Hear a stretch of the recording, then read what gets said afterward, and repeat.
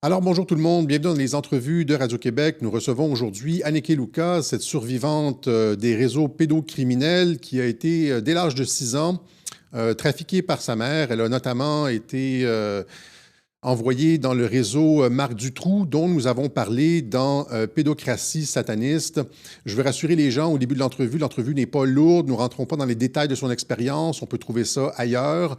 En fait, notamment, elle confirme beaucoup de ce qu'on a vu dans ce web journal-ci, c'est-à-dire le rapport d'enquête de la police belge sur la façon dont opérait le réseau du trou. Mais elle fait des affirmations qui sont très, très, très intéressantes, puisqu'elle a vu ça de l'intérieur. Elle parle, en fait, de ce réseau international, ce réseau transnational pédosataniste qui utilise les rituels sataniques, la pédophilie pour contrôler les gens d'influence, politiciens, juges, VIP, artistes, etc. Elle dit également, en fait, elle confirme ce qu'on a entendu du côté américain depuis quelques années. Euh, Elle confirme le fait que des enfants sont sélectionnés en très bas âge. Ça a été son cas. En fait, elle parle de son expérience. Ils ont tenté de faire exactement cela avec elle. Les enfants sont sélectionnés en très bas âge et on utilise des techniques de manipulation de l'esprit, de contrôle de l'esprit, style MK Ultra, pour les façonner, en faire des candidats manchous et les placer dans différentes positions de pouvoir. C'est-à-dire premier ministre, juge, avocat, journaliste, artiste, etc. Et ces personnes sont par la suite extrêmement manipulables. Et donc, on a ici un récit à la première personne vu de l'intérieur de ces réseaux pédosatanistes-là, c'est bien le terme qu'il faut utiliser, leur mode d'opération, etc. Je rappelle que Mme Anneke Lucas a fait l'objet d'un article de Radio-Canada ici, Lutter contre l'exploitation sexuelle, une chambre d'hôtel à la fois. Son récit est donc véridique. Elle a depuis réussi à s'en sortir. Elle travaille maintenant en thérapie, notamment dans les prisons, avec la psychothérapie, le yoga, etc. Je n'en dis pas plus. Je vous laisse le soin d'écouter ce qu'elle a à dire. C'était extrêmement important puisqu'elle confirme un certain nombre de choses, des trucs qu'on a vus dans le film Sound of Freedom, qu'on a vu du côté de l'intelligence militaire américaine et qu'elle est validée. En fait, elle a été validée par les médias, dont Radio-Canada. Je vous demanderai de partager le plus possible cette entrevue pour que les gens comprennent. Je ne veux pas vendre tous les punchs de l'entrevue, mais elle est finalement d'accord avec moi, avec le fait que nous ne sommes pas en démocratie et que ce sont les pédophiles et des satanistes, finalement, qui tirent les ficelles en contrôlant les politiciens qui sont censés nous représenter. C'était la thèse du web journal, la pédocratie sataniste. Voilà. Donc, partagez le plus possible cette entrevue et sans plus tarder, Madame Anneke Lucas. Alors, bonjour Anneke Lucas, bienvenue sur les ondes de Radio-Québec. Nous sommes honorés de vous recevoir à notre antenne puisque vous avez approfondi certains des sujets dont nous avons beaucoup parlé à Radio-Québec et nous voulons souligner votre courage, la détermination dont vous avez fait preuve dans cette expérience et surtout ce courage extraordinaire face à la mort et les dégradations. Vous avez su verbaliser et extérioriser cette expérience traumatisante afin, je crois, d'entamer le processus de guérison, mais aussi afin de sensibiliser les autres à cette réalité sordide des réseaux pédosataniques. Donc, bienvenue sur les ondes de Radio-Québec, Madame Lucas. Merci. Voilà. Pour commencer, on pourrait peut-être, beaucoup de personnes vous connaissent, vous avez fait beaucoup d'entrevues et Radio-Canada a même fait un sujet sur vous, un article sur vous. Mais pour les personnes qui ne vous connaissent pas aussi bien, pourriez-vous vous décrire un peu et décrire, oui, en fait, ce dont vous avez été l'objet il y a plusieurs décennies? D'accord. Oui, donc je m'appelle Anneke Lucas et donc je parle maintenant de mon expérience dans les réseaux pédosataniques, comme vous disiez, de 6 à 11 ans. Je suis belge, donc j'étais née en Belgique et j'étais d'abord trafiquée dans le réseau belge qui était mené par, il y avait la royauté, il y avait aussi un ministre de la Défense à l'époque qui était le chef du réseau belge. Et de là, j'ai été donnée en fait en cadeau à des gens du réseau international, on peut dire. Et donc pendant une année, j'étais au sein du pouvoir, on peut dire, où j'étais entraînée pour devenir chanteuse en France. Ils avaient décidé ça pour moi, mais c'était un entraînement qui était extrême et très précis. Mais après un an, j'ai décidé que je ne voulais pas faire ce qu'il fallait pour faire partie. Et donc j'ai été rejetée très violemment du sein du pouvoir pour me retrouver en Belgique, où j'ai passé encore 1 an avant de me faire sauver, on peut dire, par quelqu'un de l'intérieur qui avait pris un intérêt 1 an avant et qui finalement m'a abusé plus que tout le monde et qui a eu un changement simplement, j'allais être tuée à cause de lui et il s'est changé d'avis à la dernière minute et a fait un deal pour me sauver en fait. C'est une histoire incroyable. On peine à prendre la mesure de l'horreur. Et vous dites que vous étiez, on vous promettait à une carrière à la télévision, une carrière d'artiste, c'est ça? Oui, Et, oui. et- et- Une et- fois que j'étais dans le réseau international, donc j'étais remarquée par quelqu'un, un Américain, un billionnaire, qui voulait faire ça avec moi. Donc un pédophile qui, lui, aimait bien s'occuper de certains de ses projets. Donc c'est comme si un peu j'étais un jouet pour lui. Et il a, bon, ils ont mis beaucoup de ressources là-dedans, de l'argent, de ressources, du temps. Pendant l'année de 9 à 10 ans pour moi, c'était de 72 à 73. Donc j'étais entraînée pour ça. Donc ça veut dire le contrôle mental, mais aussi des cours de chant avec un chanteur connu français, un chanteur-compositeur connu en France. Donc oui, c'était pour en fait créer ce personnage qui a été inventé par l'homme qui était euh, qui, qui, qui, à qui j'appartenais, quoi. vous parlez de contrôle mental. On parle ici comme de programmation, comme style MK Ultra, c'est ça? Dédoublement de la personnalité, ce genre de truc, réponse automatisme avec des commandes, hypnose. Est-ce que c'est ce dont vous parlez ici? Oui, oui, c'était peut-être pas MK Ultra, je crois pas, mais j'ai entendu dire que c'était de quoi le MK Ultra était basé. Ça s'est passé à Heidelberg, en Allemagne, sous le tutelage d'un docteur allemand qui était un peu travaillé pour cet Américain. Donc, il était en charge là, je l'ai pas vu chaque jour, mais il y avait des jeunes en fait qui s'occupaient de moi. Mais oui, c'était intense et c'était très fort. C'était basé sur la torture et j'ai remarqué moi-même les résultats profonds. En fait, on a déjà entendu ça et je pense qu'on en a déjà parlé à Radio-Québec du fait que certains des artistes sont contrôlés de cette façon-là. Finalement, on les prend très, très jeunes, on les embarque dans un programme, il y a du contrôle de l'esprit et finalement, c'est ça, à la fin, on est capable justement de contrôler le système artistique ou une partie du système artistique avec des personnes qui font ce qu'on leur dit, qui ont été programmés sous hypnose, etc. Est-ce que vous connaissez un peu l'étendue de ce programme-là? Est-ce que c'est courant? Est-ce que vous pouvez confirmer ce qu'on a entendu ailleurs? C'est-à-dire que d'autres artistes sont utilisés de cette façon-là? On dirait bien, oui. C'est-à-dire que pour moi, je sais que je devais être utilisée pour le programme de pédophilie. Donc, dans cette époque, c'était très grand. Les années 70, il y avait une grande effort pour en fait normaliser la pédophilie. Oui. Et je devais d'abord chanter en tant que petite fille, donc que j'avais déjà fait d'ailleurs à l'intérieur du réseau, avec beaucoup de célébrités qui étaient présents.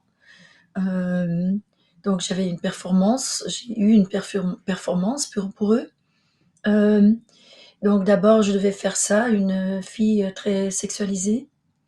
Et après, en tant que femme, je me comporterais comme une petite fille sur scène. Euh, et en plus, pour en fait tourner les garçons vers les femmes plus âgées, quoi. Une femme Mhm, mhm, âgée qui se comporte comme un enfant. mhm. Donc voilà, comme ça aussi avec les textes, j'avais la performance que j'ai faite, c'était des chansons classiques, mais j'avais reçu une chorégraphie où tout était sexualisé en fait. Donc les Mhm. Oui, paroles oui. étaient détournées pour avoir la double entente sexuelle. Mhm. Donc ça a commencé comme ça et puis c'est clair que c'était le but, mais c'est pas le seul but parce qu'en plus, j'étais déjà dans cette année utilisée en tant qu'esclave donc pour l'élite, donc pour attirer les hommes les plus qui ont le plus de pouvoir au monde. Et donc j'étais déjà utilisée, donc vendue en tant que prostituée, enfin, c'est-à-dire esclave. Mais je suis sûre qu'ils payaient. Et en plus, j'étais entraînée pour en fait faire de l'espionnage sur ces hommes-là. Oh. Ouais. Vous voyez, quand vous me parlez quand vous évoquez euh, la période artistique, je voudrais pas dire artistique, mais où est-ce que vous aviez été entraîné à être chanteuse, etc. Et le programme MK Ultra, etc., sexualisation, les paroles à double sens, etc. Immédiatement, il y a comme quelques artistes qui me viennent à l'esprit, notamment Britney Spears. Vous voyez, qui a fait elle aussi à un moment donné une dépression, qui a parlé, je pense, de ces trucs-là, de contrôle de l'esprit. Il y a Kanye West aussi qui a dit aussi, qui parlait de contrôle de l'esprit. Il y a beaucoup, beaucoup, beaucoup de ces artistes aux États-Unis qui ont parlé de ce contrôle mental des artistes et mais qui font tout à fait écho à ce que vous dites. Maintenant, quand vous dites que vous étiez esclave sexuel pour des gens très, très, très puissants. On parle c'est ça, de royauté, on parle de premier ministre, de ministre, de juge, quelle est l'étendue de ces réseaux-là, selon vous, Madame Lucas? Parce que moi, à chaque fois qu'on en parle, en fait, il y a des traces à gauche et à droite, par exemple avec le réseau Epstein, etc., qui montrent que c'est bien tout connecté en haut et que c'est comme ça qu'on contrôle la politique, mais les médias nous disent non, non, non, il ne faut pas faire autant de liens que ça. Alors, selon votre expérience, selon ce que vous en savez, jusqu'où le réseau remonte? Exactement, c'est comme vous dites, hein. C'était tous des gens de haut de gamme. Et de toute façon, le club, que j'appelle le club, était utilisé finalement pour les gens pour obtenir plus de pouvoir. Et on utilise des pédophiles parce que ils sont faibles et ils sont plus faciles à gérer. Mais le problème avec ça, c'est que ce sont tous des pédophiles. Alors, ah, mais il y a des gens que, bon, moi j'ai eu l'expérience avec quelqu'un au-dessus de ce billionnaire qui était de toute façon extrêmement connu aussi, un homme très puissant, que en fait, cette personne au-dessus, lui, c'était pas un pédophile, il n'était pas pédocriminel, lui, mais il avait le pouvoir sur ceux qui de toute façon, qui aiment qui font l'amour, enfin, qui sont sexuels avec les enfants, qui peuvent faire ça, sont plus faciles à, à contrôler. Donc c'est un système de contrôle. Je ne sais pas qui est dessus, mais je sais que il y a une grande portion des gens avec les postes les plus importants de grand pouvoir qui en fait font partie de ce club secret, quoi. Mhm. Ouais, c'est ça. On a des échos de ça partout. Par exemple, en Angleterre, le dossier Westminster. Vous connaissez le dossier Westminster? Ben, c'est ça. On remet au ministre de l'Intérieur un dossier avec des noms de centaines de ministres, de juges, etc., qui sont dans ces réseaux-là. Et le dossier disparaît et tout. Et même chose avec Epstein aux États-Unis. Ce sont des centaines de personnes qui sont impliquées. C'est toute la haute structure. Et euh, paradoxalement, c'est ça encore une fois, alors que c'est probablement le sujet le plus important en politique. Selon moi, il n'y a aucun sujet plus important que le fait que nos représentants et que notre système est complètement contrôlé par une secte. Paradoxalement, les médias tournent la tête et même s'attaquent à tous ceux qui en parlent, en fait, surtout récemment. Oui. Comment expliquez-vous cette réaction des médias, cette volte-face? C'était pas comme ça il y a quelques années, mais disons que la réaction se durcit de la part des Alors, médias. je comprends, mais la réaction, de toute façon, avant, ils n'avaient pas besoin parce que c'était bien caché. Donc, moi, ça fait 10 ans que je suis publique. Je suis allée publique il y a 10 ans déjà, donc même plus, même 11 ans là. Alors, c'est clair que on n'avait pas à s'inquiéter avant. C'est-à-dire Ah, que j'étais publique, mais comme c'est bien supprimé, on n'avait pas à s'en faire. Mais là, comme ça devient de plus en plus su, de plus en plus public, le public s'ouvre aussi parce qu'il y a ça aussi, que le public commence à comprendre qu'en fait, c'est c'est ça le tabou. C'est ça le tabou parce que c'est en fait la chose qui doit faire tomber le système, non? Si exact. assez de gens comprennent que ce sont des pédophiles, alors qu'est-ce qu'on fait à leur donner du pouvoir? On va se révolter de façon différente, j'espère. Pas Et, comme pas avec la violence, comme eux. c'est ça. Et c'est que le voile est potentiellement déchiré. On lève le voile sur ce qui se passe et on montre finalement, à partir du moment où on accepte que ce sont des pédophiles qui sont contrôlés, qui nous dirigent, eh bien, ça veut dire que les élections aussi c'est de la frime. C'est-à-dire Ça, que, c'est tu sais, il y a une volonté de, comme vous disiez, de placer des pédophiles contrôlables dans des oui, situations de pouvoir pour pouvoir les manipuler. Et donc, que les décisions ne sont pas celles du... Ce n'est plus... c'est ce que j'expliquais dans le web journal que j'ai fait il y a 9 mois ou 10 mois. J'appelais ça la pédocratie. Finalement, ce n'est pas une démocratie. Ce n'est pas le peuple qui a le pouvoir, qui élit ses représentants. Les représentants sont détournés par ce système pédophile-là, et c'est eux qui ont le contrôle. Donc, la cratie, le pouvoir est aux mains des pédophiles, n'est pas aux mains du démos. Vous êtes d'accord avec absolument. ça? Absolument. Pédocratie, j'ai pas entendu ça. C'est très bien. C'est C'est très ça. bien. Très bien, voilà. Par-delà l'idée de contrôle politique, parce qu'on voit bien que le fait de faire un sacrifice d'enfant et être filmé le faisant, ça dépasse toute l'horreur et on a le contrôle absolu sur une personne. Par-delà ce contrôle sur une personne, pensez-vous que c'est...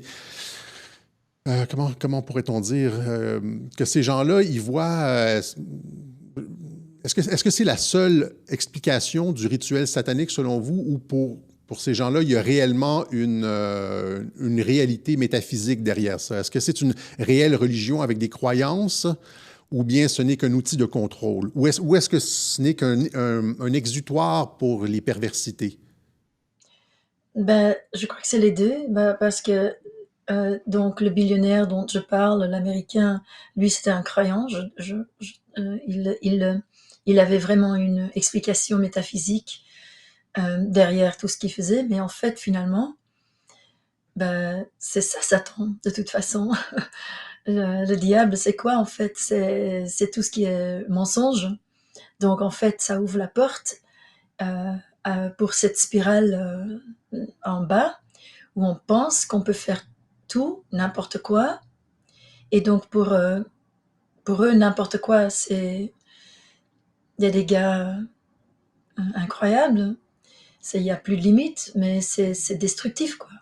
Donc si des gens font ça avec leur liberté, parce que c'est tout pour gagner une idée de liberté.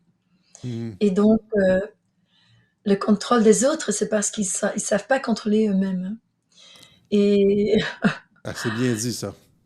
et, euh, et leur liberté, en fait, ça s'exprime en le pouvoir même et le système de pouvoir maintenant, c'est en fait pour se dégager de la frustration et de l'humiliation que eux-mêmes ils ont vécu à un certain point, peut-être en tant qu'enfant, parce que le billionnaire, il venait d'une famille. C'est clair que l'abus est dans la famille. Donc il s'était fait abuser sûrement en tant que petit enfant, il n'a jamais connu de l'amour inconditionnel. Et donc tout est exploitation. Et pour quelqu'un qui ne connaît pas ce que c'est l'amour inconditionnel, qui n'a pas de sens de soi, à cause de ça, qui n'a jamais eu de réflexion de son innocence, ben, c'est-à-dire qu'il est poussé en dehors de lui-même.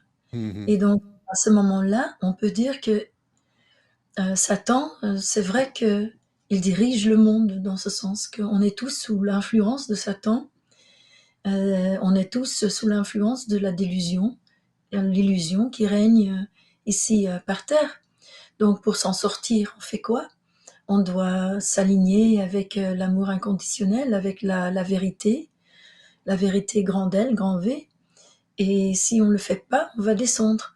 Et donc ce sont des gens qui sont le plus perdus, qui sont abusés, qui savent pas guérir, qui en fait sont des pédocriminels, que ce sont et qui n'ont plus du tout de limité. On peut dire avec le système où on fait des on tue. C'est un système où on tue, on n'a plus de sens de la vie humaine, plus de respect du tout. C'est-à-dire que quand un enfant se fait abuser, à chaque fois, il y a des petites parties en lui qui meurent. C'est-à-dire, chaque fois qu'il y a un espoir qui meurt en lui, il y a une petite partie en lui qui meurt. Et donc, on a des gens là qui ont plus d'espoir du tout, qui sont complètement jaded, on dit en anglais, euh, qui en fait, quand ils tuent une victime, c'est la projection qu'ils revivent dans ce sens cette partie en eux qui est morte, et ils doivent avoir le même résultat, ce qu'ils ont à l'intérieur d'eux-mêmes, et donc ils vont tuer, et puis ils vont voir cette partie en eux encore mourir une fois. Vous disiez qu'il y avait une dimension familiale à ça, c'est-à-dire que, et on l'a entendu sur plusieurs tribunes, c'est-à-dire que ce sont des pratiques qui sont générationnelles au Oui, sein de certaines familles. oui, Par-delà les pratiques générationnelles au sein des familles, après ça, on coopte des personnes à gauche et à droite pour du pouvoir, on les fait rentrer dans le cercle, etc. Et ces temps-ci, je ne sais pas si vous avez le même sentiment que moi, on a l'impression que cette espèce d'exultation du satanisme, on le retrouve de plus en plus partout, c'est-à-dire dans les Music Awards, un petit peu partout, à la télévision, même les annonces dans la culture, dans les médias. Est-ce qu'il y a est-ce que vous constatez la même chose, c'est-à-dire que le satanisme devient de plus en plus... en même temps que le voile se lève sur les pratiques pédosataniques en hum, hum, coulisses, hum. le voile se lève aussi, c'est comme s'il tente de normaliser ça dans la société civile. Il y a cette espèce de coïncidence entre les deux.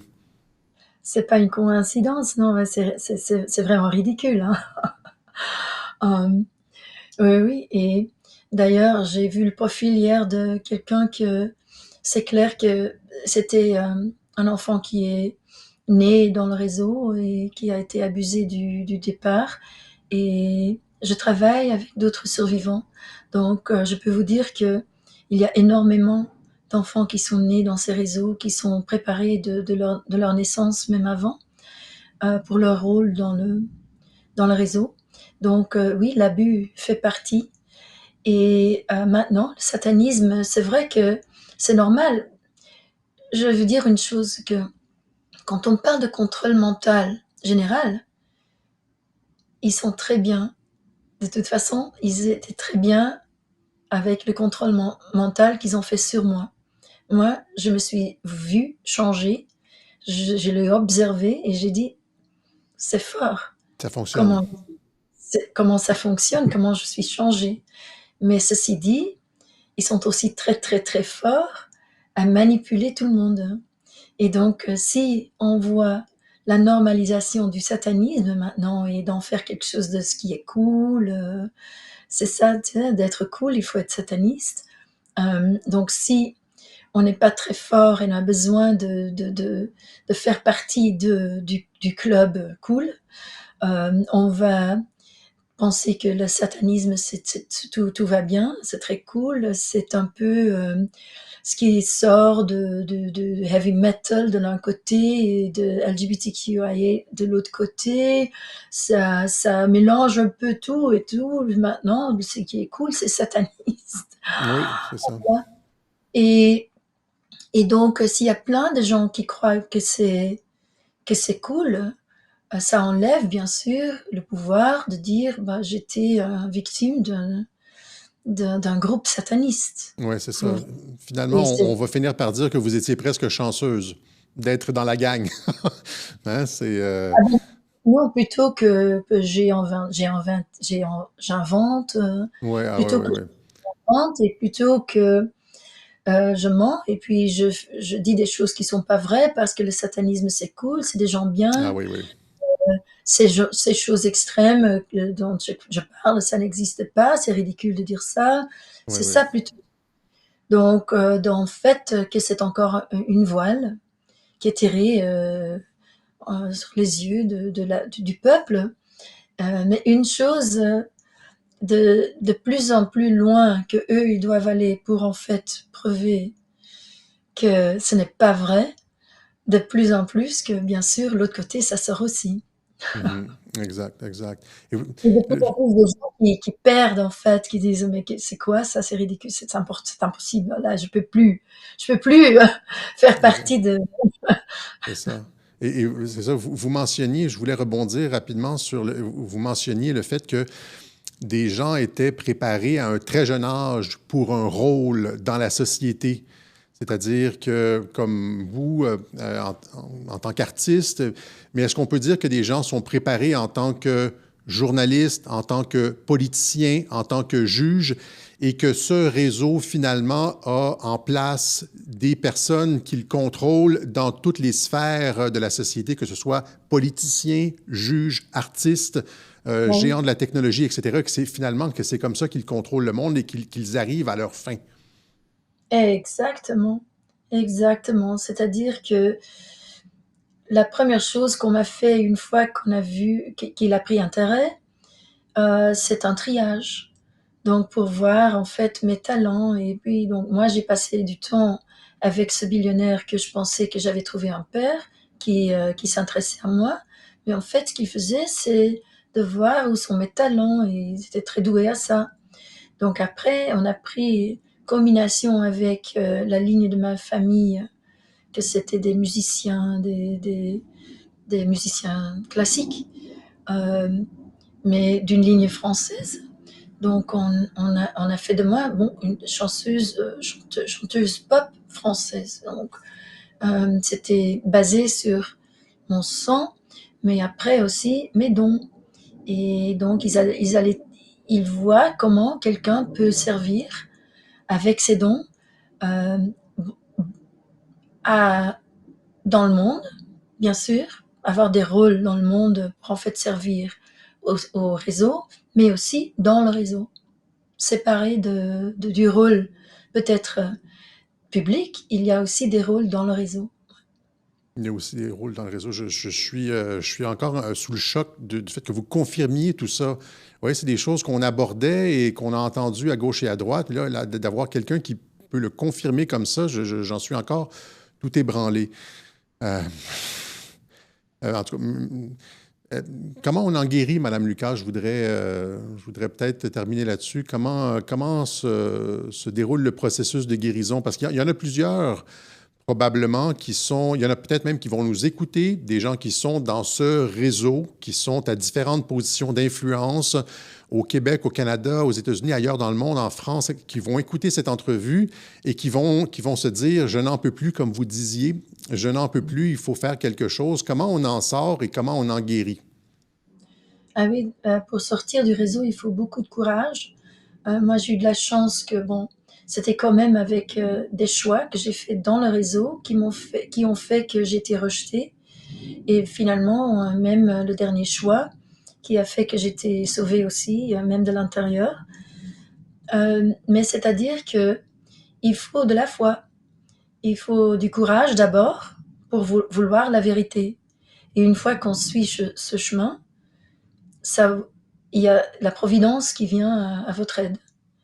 Et là, on a de l'aide au-delà. Et c'est en fait, ça construit la foi dans ce sens. Une fois qu'on fait les choix, on doit toujours faire des choix. Et chaque personne vivante, chaque jour, doit faire beaucoup de choix. Et c'est ou bien on fait le bon choix qui est aligné avec l'amour et avec la vérité, ou bien on fait un choix qui est basé sur la peur. Et donc le courage, la peur va être là, mais on va quand même surmonter la peur pour en fait vouloir que la vérité, savoir la vérité d'abord. Et donc pour moi, j'ai eu la chance de, ça fait déjà 35 ans que je suis dans la guérison. Ça continue d'ailleurs, c'est pas fini, ça sera toute ma vie. Mais euh, d'abord, j'ai, j'ai commencé à travailler sur l'inceste qui était aussi là. Et après, j'avais des flashbacks et tout, mais je pouvais pas les placer et je voulais pas y croire. Et ce n'était que quand j'ai fait le lien avec ma mère, ma propre mère qui m'a emmenée au réseau, que c'est ça, en fait, le lien quand j'ai pu accepter que ma mère était capable de ça, c'est là vraiment où ça s'est ouvert. Et donc là, j'ai passé des années très, très, très difficiles parce que c'est tellement lourd, Oui, oui. toute la violence et l'horreur, en fait. Et vraiment de rentrer là-dedans, au départ, ça prenait des semaines incroyablement lourd et on pleure tellement, on a mal partout parce qu'on pleure tellement. Il y a tellement de, de choses à guérir, quoi, tellement de choses à pleurer, enfin, pour avoir tous les sentiments qu'on n'a pas pu avoir dans le réseau parce qu'on devait survivre. Donc une fois qu'on arrive de l'autre côté, et c'est vraiment dur, mais il y a toujours quelque chose, parce qu'on a de la foi, il y a toujours quelque chose aussi qui nous guide. Et donc j'ai été guidée de l'intérieur, on peut dire. Et je crois que c'est à tout le monde, c'est pour tout le monde, à suivre la vérité, avoir du courage pour faire le bon choix. Euh, Tout le monde peut faire ça et a besoin de faire ça de toute façon pour s'arrêter à donner notre pouvoir à ces pédophiles, quoi. Donc, vous dites essentiellement qu'en premier lieu, il y a un geste de libre arbitre. Il faut mettre un terme et faire le choix de la vérité, de la justice. Et à partir de ce moment-là, il y a une démarche intérieure, mais aussi une dimension spirituelle pour essentiellement, je ne sais pas si je peux me permettre, mais laver la souillure métaphysique qui est associée à l'expérience. Donc, une dimension spirituelle essentielle à l'acte de guérison.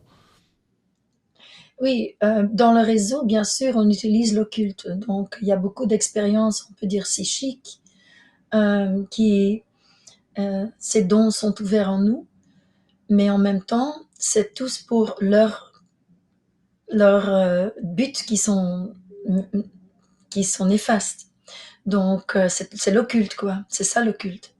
Donc, Hmm. c'est d'utiliser les vibrations plus fines pour en fait les utiliser pour des choses grossières. Et donc, le spirituel, c'est l'opposé. C'est utiliser les mêmes ondes, mais en fait pour en faire de bien, pour envoyer de la lumière et de l'amour, et pour prier, et pour se guérir aussi, et pour se... Comme ça, il y a... La différence, c'est que où est-ce qu'on fait la connexion? Est-ce qu'on fait la connexion avec des êtres de la lumière ou est-ce qu'on fait la connexion avec des démons et des êtres du noir en fait? Et comme ça, on a toujours le choix. On s'aligne avec. Mais je crois que si on veut choisir pour la vérité d'abord, ça nous met sur le chemin de la lumière. La vérité, c'est une chose, c'est pas relatif. Donc on sort au-delà du monde physique. Je vois. Merci. Merci beaucoup, Madame Lucas. Merci, merci pour ce témoignage. Merci pour le temps que vous nous avez accordé. Merci en fait, de faire rayonner la lumière sur ces choses-là. Parce que je pense qu'une des seules façons de s'en sortir, c'est de projeter la lumière. Ces choses-là ne sont possibles que si elles ne se produisent dans l'ombre. Et à partir du moment où on jette la lumière, c'est comme un désinfectant. Et la lumière est comme un désinfectant. Et c'est ce que vous êtes en train de faire. Vous êtes un véritable rayon de lumière, Madame Lucas. Je vous remercie vraiment de votre témoignage. Merci beaucoup. Merci beaucoup. Merci.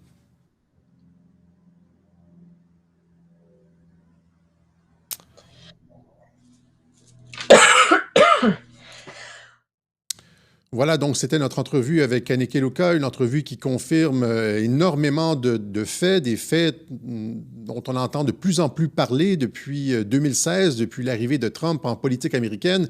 Ça confirme des histoires qu'on a entendues, notamment lors du Pizzagate, dans différents dossiers, le dossier d'instruction de l'affaire Dutroux en Belgique, les réseaux pédosataniques un peu partout, l'affaire Epstein. Donc, avec ce témoignage, on est capable de faire des liens. C'est un témoignage à la première personne. On vous demanderait de le partager massivement, le plus possible auprès de vos amis, afin de, comme elle le dit dans l'entrevue, de faire en sorte que les gens prennent de plus en plus conscience de ce qui se passe et qu'on puisse se libérer de l'emprise de cette secte, de ce réseau sur nos vies, sur la politique. Et pour les gens qui sont intéressés à avoir davantage de détails, vous pouvez trouver le livre de Annick Luca sur Amazon, je pense en version Kindle, et en version papier, je pense, sur son site annickluca.com. Donc voici son site, A Quest for Love, Memoirs of a Child Sex Slave, sur annickluca.com. Alors on lui souhaite encore une fois tout le meilleur pour la suite des choses. Et en ce qui nous concerne, on se donne rendez-vous dimanche prochain pour une autre édition du Web Journal de Radio-Québec. Bonne fin de semaine à tous.